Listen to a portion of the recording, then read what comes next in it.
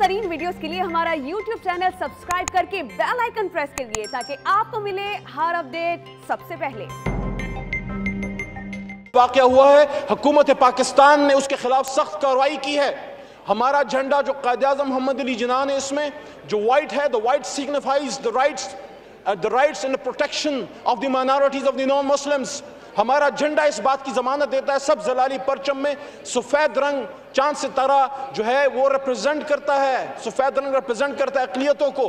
फ़र्क ये है कि यहाँ पे जब मंदिर पे अटैक हो खुदा न खास्ता, या यहाँ पे गुरुद्वारे पे खुदा न खास्ता अटैक हो, या यहाँ पे नुकसान पहुँचाया जाए हमारी मसीही बरादरी की इबादतगाहों को, तो हुकूमत वक्त उसके ख़िलाफ़ खड़ी होती है। हमारी सुप्रीम कोर्ट ऑफ पाकिस्तान उसके ख़िलाफ़ खड़ी होती है। हमारे उलमाए कराम और मदरसे सारे उसके ख़िलाफ़ खड़े होते हैं और उन मजलूमों या नॉन मुस्लिम्स के साथ होते हैं। लेकिन हिंदुस्तान में जब ऐसा होता है तो हिंदुस्तान की सुप्रीम कोर्ट उन जालिमों के साथ खड़ी होती है, बाबरी मस्जिद के गिराने के हक में बात करती है, और वहां की मोदी के नीचे उनकी हिंदुत्व हुकूमत आरएसएस की वो जालिमों के साथ खड़ी होती है। पाकिस्तान और हिंदुस्तान में सिर्फ ये फर्क है कि पाकिस्तान अक़लियतों के साथ खड़ा है, मजलूमों के साथ खड़ा है, और हिंदुस्तान में सिर्फ मुसलमान नहीं, वहां पे क्रिश्चियंस मसीहियों को भी अटैक किया जाता है, सिख बरादरी को भी नहीं छोड़ा जाता, और हिंदू कम्युनिटी के दलित्स निचली जात के बेचारे हिंदुओं को भी हिंदुस्तानी हुकूमत मोदी की नहीं छोड़ती। तो मैं आखिर में आप सबकी इजाज़त से करारदाद पेश करूंगा